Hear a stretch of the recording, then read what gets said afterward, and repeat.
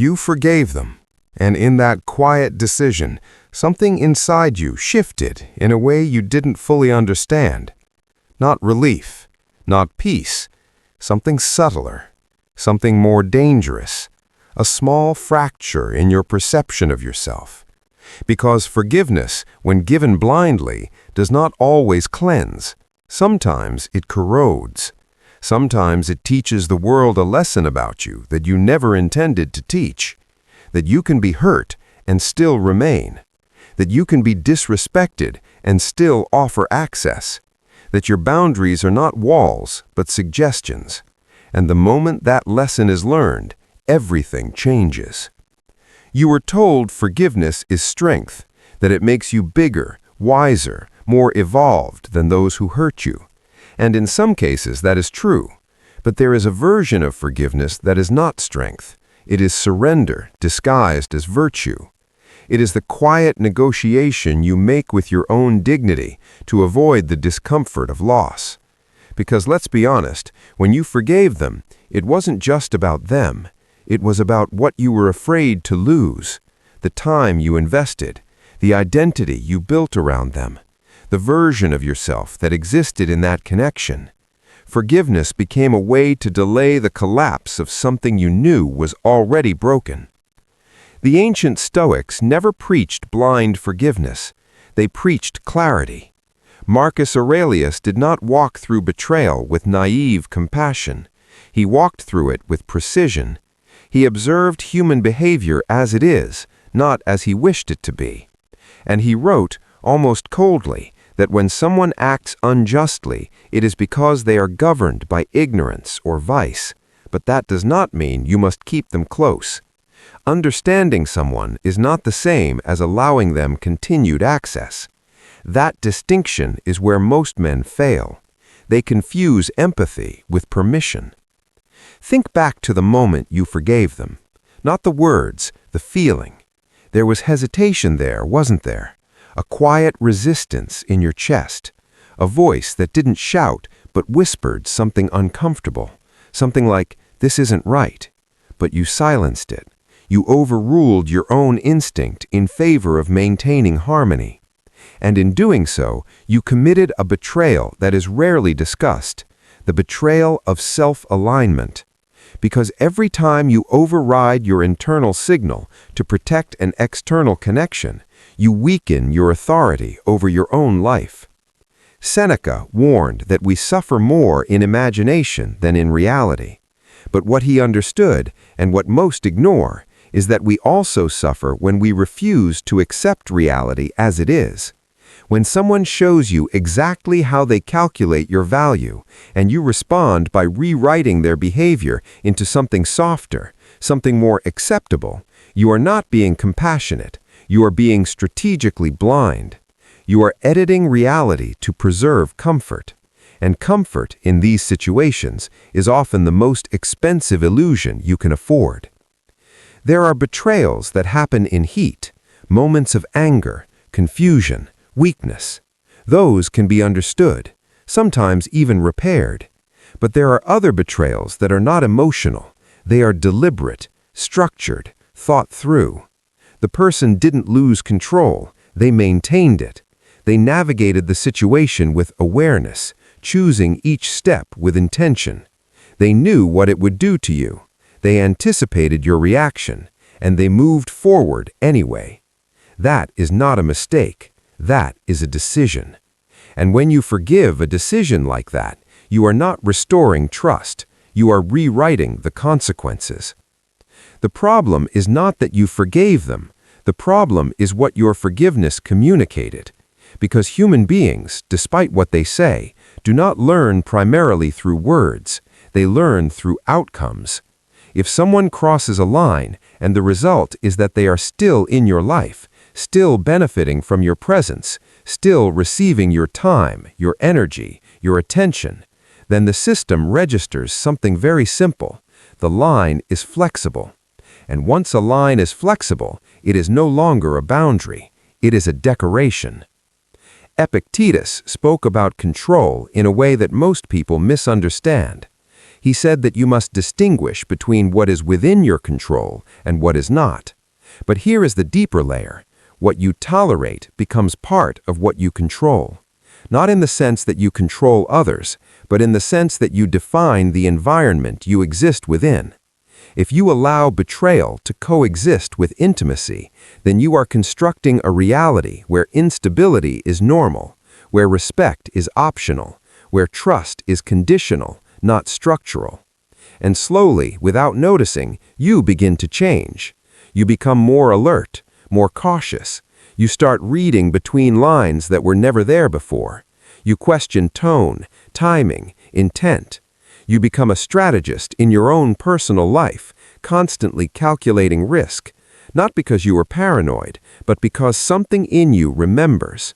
Something in you knows that what was once broken can be broken again. And this is the true cost of misplaced forgiveness. It does not restore peace, it replaces it with surveillance. There is a quiet tragedy in this, because on the surface, everything appears repaired.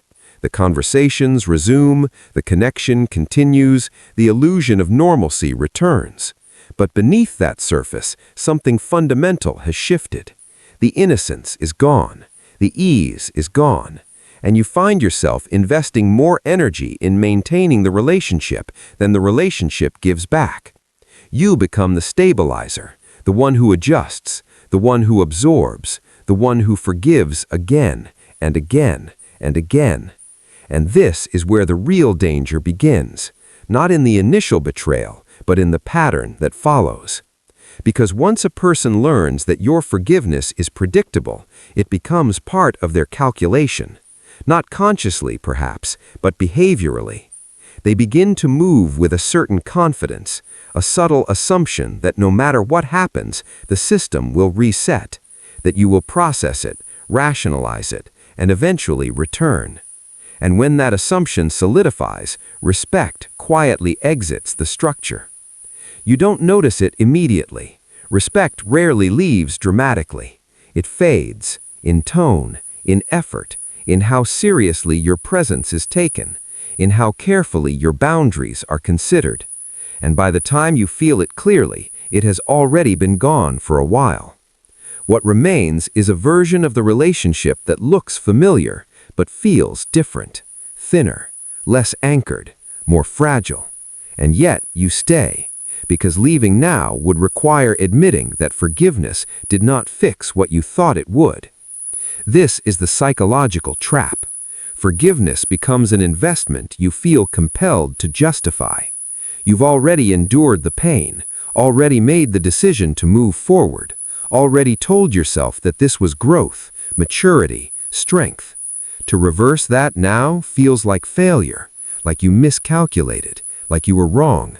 And so you double down, you commit further, you try harder, you give more, not realizing that you are reinforcing the very dynamic that is draining you. Machiavelli understood something uncomfortable about human behavior. He observed that people are far more consistent in their self-interest than they are in their promises. And when you remove consequences from their actions, you remove the only mechanism that regulates that self-interest. You don't make them better, you make them freer to act exactly as they already are. That is the mistake. Not forgiving, but forgiving without recalibrating access. Because the truth is simple, even if it's difficult to accept. Not everything deserves to be restored. Some things are meant to end the moment they reveal their true nature. Not in anger, not in revenge, but out of alignment. Out of respect for the version of yourself that sees clearly and refuses to negotiate with what diminishes it. There is a moment after clarity where everything becomes quiet. Not the silence of confusion, but the silence of understanding. The kind that does not ask questions anymore because it has already seen enough. And in that stillness, you begin to recognize something you avoided for a long time. You were never afraid of their betrayal. You were afraid of what their betrayal would force you to do. Because once you truly see someone, you lose the luxury of pretending. And pretending was comfortable. Pretending allowed you to keep the routine, the connection, the identity you had built around them. It allowed you to stay in a world where things still made sense, where loyalty still existed, where your investment still had meaning. But clarity removes that illusion. It strips the situation down to its raw structure, and what remains is not emotion, it is truth. Machiavelli understood that truth is rarely convenient. It does not care about your attachments, your history, or your expectations. It simply presents reality in its most unfiltered form. And when a man chooses to see that reality without distortion, he steps into a different level of power. Not loud power, not aggressive power, but controlled, deliberate power, the kind that does not need validation to exist. This is where most men hesitate. They arrive at the edge of understanding, and then they stop. They think clarity is enough. It is not. Clarity without action is self-betrayal extended over time. Because once you see what someone is, continuing to engage with them on the same terms is no longer ignorance, it is permission. And permission, when given to the wrong person, becomes the architecture of your own suffering. The difficult part is not recognizing the betrayal, it is accepting the consequence that follows. Because realignment requires removal, and removal feels like loss, even when what you are removing is the very thing that is diminishing you. This is the paradox. You feel like you are losing something, when in reality, you are reclaiming yourself. But the mind does not process it that way at first. It resists. It replays memories. It highlights moments of connection, of laughter, of familiarity. It tries to convince you that what you had was real enough to fight for, and in some ways it was. But reality is not defined by what something was. It is defined by what it is now. And what it is now has already shown you its structure. So the question is no longer, can this be fixed? The question becomes, does this deserve to continue? And that is where power begins. Not in forcing change, not in demanding accountability, not even in explaining your pain, but in making a decision. A quiet, irreversible decision to withdraw your energy from what no longer aligns with you. Machiavelli wrote that a wise man does not build his foundation on what he hopes people will be, but on what they reveal themselves to be. And when you finally adopt that principle, something shifts permanently. You stop negotiating with behavior. You stop trying to inspire transformation in people who benefit from remaining the same. You stop believing that your patience will eventually produce respect. Because respect is not negotiated, it is observed.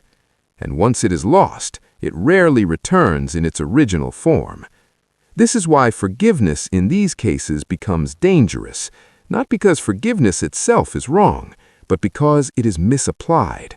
It is given where boundaries are required. It is extended where distance is necessary. It is offered in place of consequence. And without consequence, behavior does not evolve, it stabilizes. So when you forgave them, you did not just let go of anger, you removed the only mechanism that could have corrected the dynamic. And what replaced it was not harmony, but imbalance. This is the moment where you must decide what kind of man you are going to be. The man who maintains peace at the cost of self-respect, or the man who maintains self-respect even if it disrupts peace. Because you cannot have both in situations like this. One must be sacrificed. And the choice you make will define the trajectory of your life far beyond this one relationship. Because patterns do not stay contained, they repeat. The way you handle betrayal here becomes the standard for how it is handled everywhere else. In friendships, in business, in family, in every dynamic where your boundaries are tested. If you allow one person to cross the line without consequence, you do not create an exception, you create a precedent. And once a precedent is established, it becomes the template others follow. This is why this moment matters more than it seems. It is not just about them. It is about the system you are building for your life. A system where respect is enforced, or a system where it is requested. And there is a fundamental difference. The man who requests respect is dependent on others to give it. The man who enforces it defines the conditions under which he participates. Machiavelli would recognize this instantly, because power, at its core, is not about controlling others, it is about controlling access. Who gets close, who stays, who leaves. And once you understand that, everything simplifies. You stop overanalyzing behavior. You stop searching for hidden meanings. You stop asking why, because the why no longer matters. The behavior is enough. The data is enough. And your response becomes clean, precise, unemotional. You do not argue. You do not explain. You do not try to be understood, because understanding is irrelevant when the structure itself is flawed. Instead, you adjust your position, you remove access, you redirect your energy, and you continue forward without needing closure from the person who created the problem. This is what most people cannot do. They need resolution, they need acknowledgement, they need the other person to admit fault so they can feel justified in leaving. But that need is another form of dependency, and dependency is what created the situation in the first place. So you break it completely. You leave without ceremony, without announcement, without drama, not because you were cold, but because you are clear. And clarity does not require performance, it requires consistency. From that point forward, something else begins to take shape, a different kind of presence. You become more selective, more observant, less reactive. You notice discomfort earlier, you trust your instincts faster. You no longer ignore discomfort to maintain connection, because you understand that discomfort is information, and information, when acted on correctly, protects you. This is the transformation most men never complete. They recognize the problem, they feel the pain, but they stop before the decision, because the decision requires separation, and separation feels like loss. But here is the truth. Isolation, when chosen for the right reasons, is not weakness, it is recalibration. It is the space where you rebuild your standards without interference. It is where you learn to exist without needing constant validation. And once you become comfortable in that space, something changes permanently. You no longer fear losing people, because you no longer define yourself through them. And that's where real power lives. Not in who stays, but in who you are without them. So when you look back at the moment you forgave them, you will understand it differently. Not as a failure, but as a lesson. A necessary misstep that revealed something you needed to see. About them, and more importantly, about yourself. Because now, you know what happens when you compromise your boundaries. You know what it costs. You know how it feels. And that knowledge becomes your advantage. Moving forward, you will not make the same decision again. Not out of anger, but out of awareness. And awareness, when paired with action, becomes transformation. So the next time someone crosses that line, you will not hesitate. You will not rationalize. You will not negotiate with what you already understand. You will simply act, calmly, decisively, and without looking back. Because the man who learns this lesson fully does not need to be told what to do anymore. He becomes the standard. And once you become the standard, you do not chase respect. You embody it. If this shifted your perspective, then don't just listen, apply it. Most men understand this intellectually, but fail in execution. Be different. If you want to keep building this level of clarity, discipline, and psychological edge, make sure you like, share, subscribe, and support the channel through the link in the description. That's where we go deeper, far beyond what most are willing to hear.